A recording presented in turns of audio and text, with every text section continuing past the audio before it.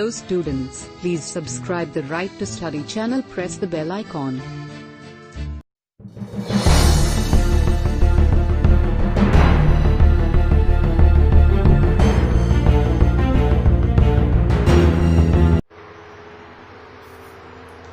Hello everybody, my name is Tarun Kumar. आप देख रहे हैं राइट टू स्टडी चैनल। तो हम लोगों ने पिछले लेक्चर में बायोलॉजी किसे कहते हैं या बायोलॉजी शब्द का उत्पत्ति कहाँ से हुआ है, बायोलॉजी शब्द के पितामह किसे कहते हैं, या बायोलॉजी के कितने भाग होते हैं और उनके पितामह कौन कौन है के बारे में जाना। आज हम पढ़ेंगे 9th क्लास का first lesson the fundamental unit of life. तो इसका इंट्रोडक्शन यानी क्या क्या पढ़ना है इसके बारे में आज जान लेते हैं। ठीक है, तो सबसे पहले हम जान लें कि the fundamental unit of life यानी जब जिस चैप्टर के बारे में पढ़ना उसका मतलब क्या होता है। तो सबसे पहले हम जानेंगे फंडामेंटल के बारे में। ठीक है, फंडामेंटल मतलब होता है क्या। ठीक है, एक एग्जांपल लेते हैं। मान लें कि हमको एग रोल बनाना है। ठीक है, तो उसमें जो ब्रेड लगता है वो ब्रेड के ऊपर ना एग डाला जाता है, तब ना एग रोल तैयार होता है। सपोर्टेड आपको ब्रेड ही ना दिया जाए तो क्या आप एग रोल बना सकते हैं? नहीं बना सकते हैं, क्योंकि वो जो बेस है क्या है, एग रोल जो है ये जो ब्रेड नीचे दिया जाता है वो उसका क्या है, एग का बेस है, तभी वो एग रोल जाके तैयार होगा।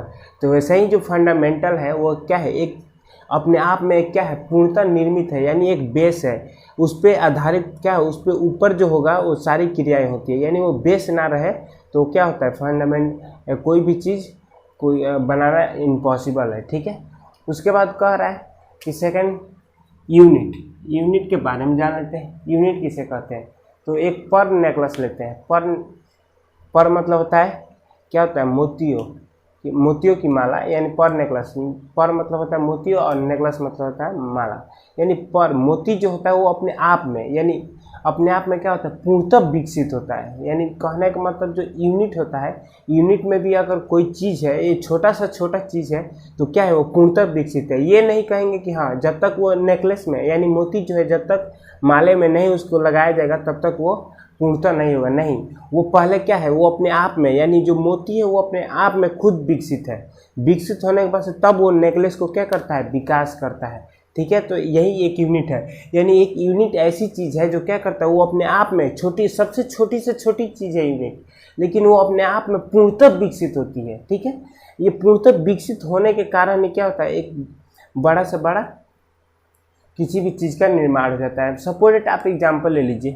हम मान लें कि एक ईंट होता है। एक ईंट से क्या होता है, दीवार तैयार होता है ना, दीवार बनता है। तो बताइए, ये इसको हम क्या बोलेंगे, इसको यूनिट मानेंगे। कैसे मानेंगे? क्योंकि ये पूर्णतः अपने आप में क्या है, विकसित है। विकसित तो नहीं, ये पूर्णतः विकसित है, तभी नहीं इसमें जाके जुट रहा है तभी नहीं एक दीवार का निर्माण हो रहा है, यानी एक बड़ा चीज़ का निर्माण होता है। यानी पहले ये पूर्णतः अपने विकसित होता है, उसके बाद ये बड़ा चीज़ का निर्माण होता है। उसके बाद हम बात करते हैं लाइफ के बारे में। लाइफ के बारे में हम लोग को मालूम है, लाइफ के बारे में क्या होता है, जीवन। तो यही है इसका जीवन की मौलिक इकाई, यानी the fundamental unit of life. सबसे पहले हम इंट्रोडक्शन यानी सेल में सबसे पहले हम डिफिनीशन पढ़ेंगे।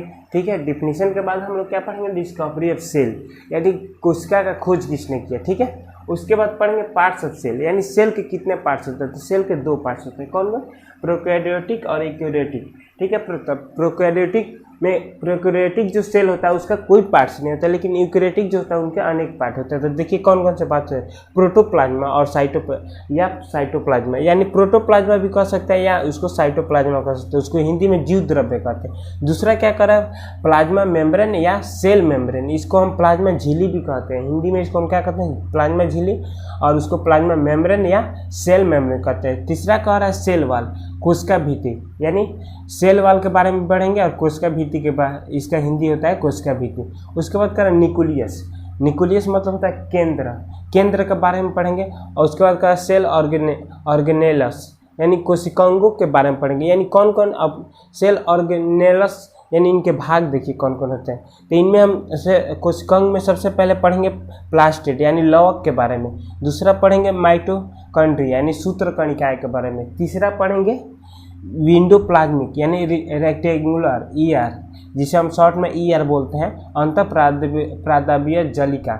उसके बाद पढ़ेंगे राइबोसोम के बारे में पढ़ेंगे, उसके बाद पढ़ेंगे गोल्जी बॉडी के बारे में पढ़ेंगे, उसके बाद पढ़ेंगे लाइसोसोम के बारे में पढ़ेंगे, उसके बाद पढ़ेंगे वेसिकल्स के यानी अनस्रावी धानिया के बारे में पढ़ेंगे, उसके बाद वैकुलस के यानी रिक्तिकाएँ के बारे में पढ़ेंगे, उसके बाद सेंट्रोसोम यानी सेंट्रोसोम के बारे में पढ़ेंगे। ये जो होता है सेल के पूरे भाग होते हैं, यानी क्या क्या पढ़ना है सेल में हमको, ये पूरे आपको फ्लोइंग चार्ट में दिया गया है। ठीक है, सबसे पहले डिफिनीशन, उसके बाद डिस्कवरी, उसके बाद पार्ट्स ऑफ सेल। यानी प्रोकैरियोटिक में कोई पार्ट नहीं होता है, यूकैरियोटिक का भी यूकैरियोटिक के पूरे पार्ट्स को हम पढ़ेंगे इसमें। ठीक है, ठीक है।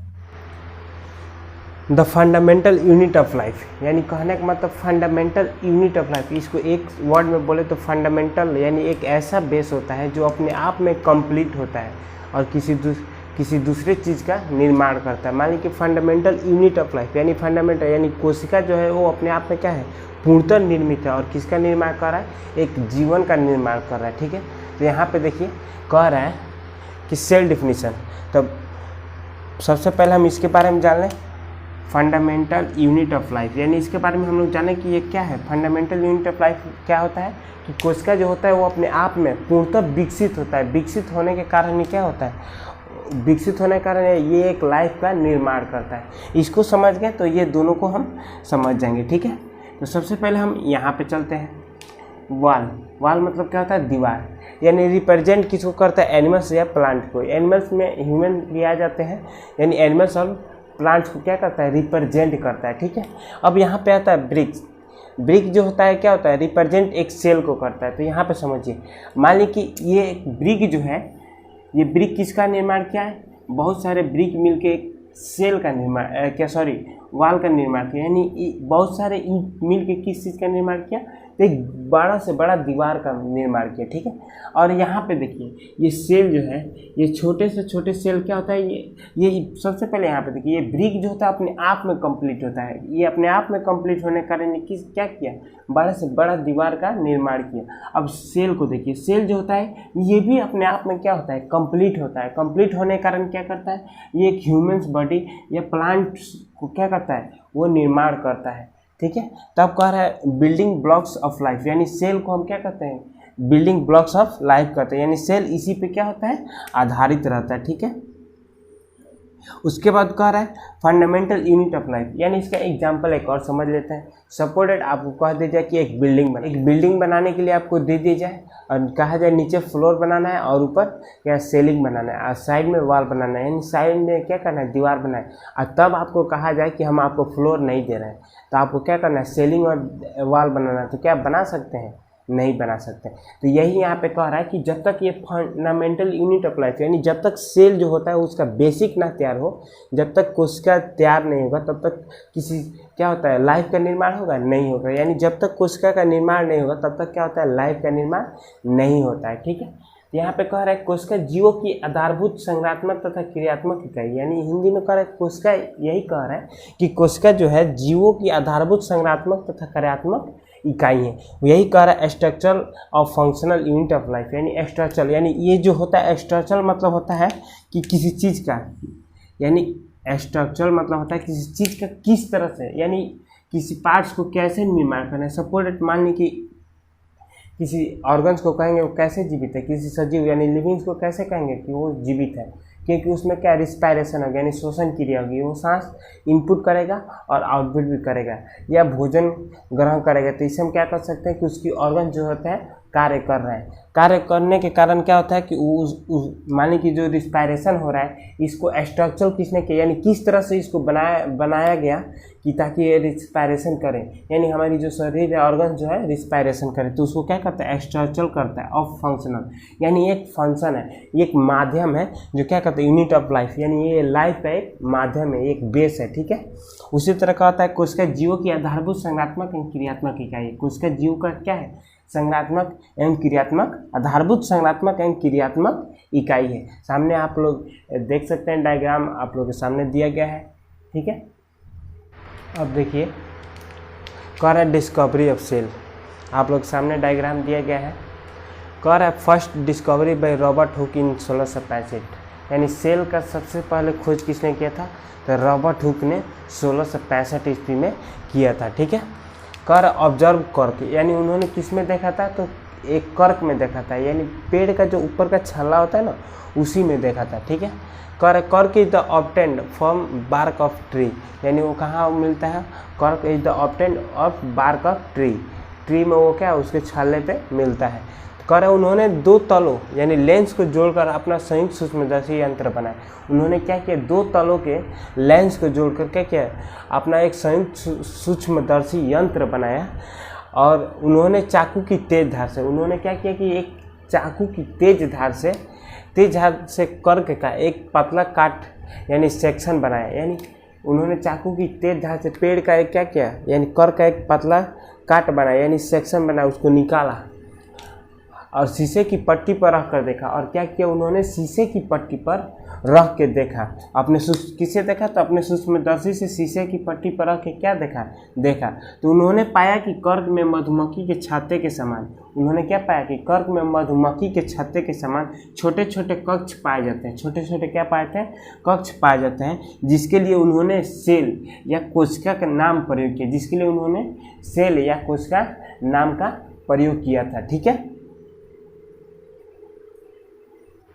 अब देखिए वास्तव में कर्क एक मृत ऊतक है। वास्तव में कर्क जो है क्या है, मृत ऊतक है। यानी मृत क्या है, वो सेलों का समूह, यानी मरे हुए सेलों का क्या है, समूह है। सेलों के समूह को हम क्या कहते हैं, ऊतक कहते हैं। यानी मरे हुए सेलों का क्या है, वो समूह है, जिसमें कोशिका भित्तियों से घिरे ये वायु जैसे छोटे छोटे कक्ष पाए जाते हैं। जिसमें क्या होता है, कोशिका भित्तियों से घिरे ये वायु जैसे छोटे छोटे क्या पाते हैं, कक्ष पाए जाते हैं। ठीक है, तो यानी कहने का मतलब जो रॉबर्ट हुक ने 1665 ईस्वी में जिस सेल का खोज किया था, वो सेल वास्तव में क्या था, एक मृत सेल था, यानी मरा हुआ सेल था।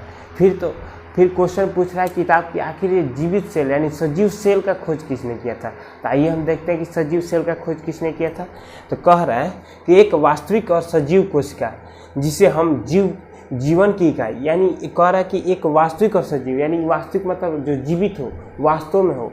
ठीक है, जिसे हम जीवन की इकाई मानते हैं कि खोज सर्वप्रथम, जिसे हम जीवन की इकाई मानते हैं कि खोज सर्वप्रथम ल्यूवेनहॉक नाम वैज्ञानिक ने 1674 में किया था। यानी ल्यूवेनहॉक नामक वैज्ञानिक ने क्या किया, 1674 में खोज किया। ठीक है, अपने दांतों की खुरचन में, यानी उन्होंने क्या किया, अपने दांतों के खुरचन में जीवाणु यानी बैक्टीरिया और तालाब के पानी में वार्टिसेला नामक प्रोटोजोआ का खोज किया। यानी उन्होंने क्या खोज किया कि यानी उन्होंने जीवित कोशिका का 1674 में खोज किया, और उन्होंने अपने दांतों के खुरचन से जब निकाला उसमें क्या पाया कि बैक्टीरिया, यानी बैक्टीरिया का खोज किया, और तालाब के पानी में वार्टिसेला यानी नामक प्रोटोजोआ, यानी जिसे हम प्रोटोजोआ कहते हैं, का खोज किया। ठीक है, देखिए ल्यूवेनहॉक के ही एक सहयोगी, यानी ल्यूवेनहॉक जिन्होंने सजीव कोशिका का खोज किया था, उनके ही एक सहयोगी थे जॉन कटाई। यानी जॉन कटाई 1674 में इन जीवाणुओं और प्रोटोजोआ की कोशिका में एक गाढ़े तरल पदार्थ, यानी इन जीवाणुओं और प्रोटोजोआ के कोशिका में एक गाढ़े तरल पदार्थ की उपस्थिति का अनुमान लगाया, जिसे बाद में पुरकिंजे ने 1839 नामक वैज्ञानिक ने प्रोटोप्लाज्मा या जीव द्रव्य नाम दिया। यानी कहने का मतलब जो ल्यूवेनहॉक के जो क्या थे सहयोगी थे जॉन कटाई, उन्होंने क्या किया, एक अनुमान लगाया। क्या अनुमान लगाया, किस में अनुमान लगाया कि उन्होंने क्या अनुमान लगाया, मैं जीवाणुओं में एक प्रोटोजोआ कोशिका में गाढ़े तरल पदार्थ का एक अनुमान लगाया। लेकिन जो क्या थे, पुरकिंजे जो थे 1839 नामक वैज्ञानिक जो थे ने प्रोटोप्लाज्मा या जीव द्रव्य का उसको नाम दिया। ठीक है, अब कह रहा है कि 19वीं और 20वीं शताब्दी में, यानी 19वीं और 20वीं शताब्दी में इसका विस्तृत अध्ययन किया गया।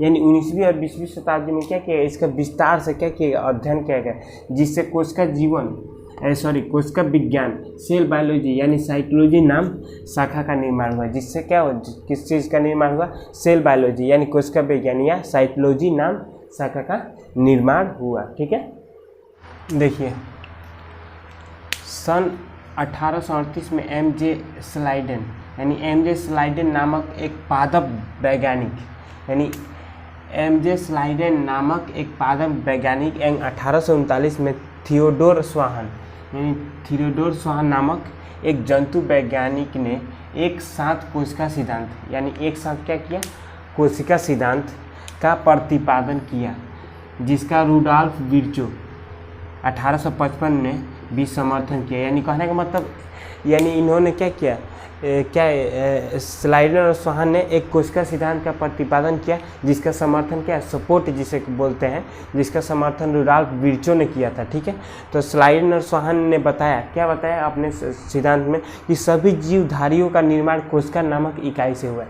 यानी पृथ्वी पे जो भी जीवधारियों आपको दिखाई दे, यानी जिसमें भी जीवित क्या कहते हैं लिविंग लक्षण दिखाई दे, यानी क्या कहते हैं सजीव वस्तु का लक्षण दिखाई दे, वो क्या है, उस चीज़ का निर्माण कोशिका से ही हुआ है। ठीक है, उसके बाद कह रहा है 2 नंबर उन्होंने कहा कि कोशिका ना सिर्फ रचनात्मक बल्कि क्रियात्मक इकाई है। कोशिका ना तो सिर्फ क्या है रचना कर सकता है, बल्कि एक क्रिया भी कर सकता है। मान लीजिए कि एक बॉडी बना दिया, मान लीजिए कि हमारा ये बॉडी क्या क्या किया, ये रचना कर दिया, लेकिन इसमें अगर मान लीजिए कि कहीं टूट जाए, कहीं फूट जाए, तो उस वहाँ पे क्रिया कौन करेगा, उसको फिर सही से निर्माण कौन करेगा, तो कोशिका ही करता है। यानी हमारे टूटे फूटे बॉडी का निर्माण कौन करता है, कोशिका ही करता है। इसीलिए उन्होंने कहा कि क्या, कि कोशिका ना सिर्फ रचनात्मक बल्कि क्रियात्मक इकाई है। उसके बाद विर्चो ने समझाया कि विर्चो ने क्या समझाया था कि कोशिका का एक स्वयं उत्पत्ति नहीं होती है। कोशिका जो होता है ये स्वयं की क्या होती है, उत्पत्ति नहीं होती है, बल्कि यह पहले से उपस्थित पूर्ववर्ती यानी कोशिकाओं के विभाजन से बनती है।